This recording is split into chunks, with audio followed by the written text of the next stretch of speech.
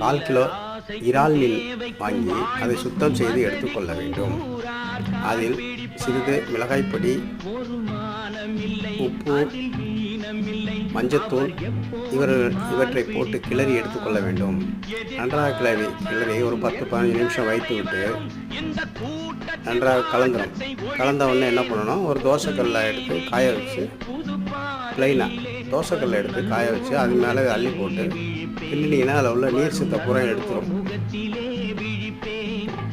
தோசைக்கல்லை நீர் சத்தெல்லாம் எடுத்தோடனே அப்புறம் தோசைக்கல்லை இந்த மாதிரி நீர் சத்தெல்லாம் இழுத்துரும்.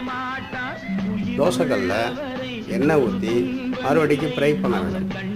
ஃப்ரை பண்ண உடனே அதோட சிறிது வெங்காயங்களெல்லாம் வதக்கி அதோடு சேர்த்து சாப்பிடலாம். நன்றாக இருக்கும். கருவேப்பிலை எல்லாம் போட்டு சாப்பிடலாம்.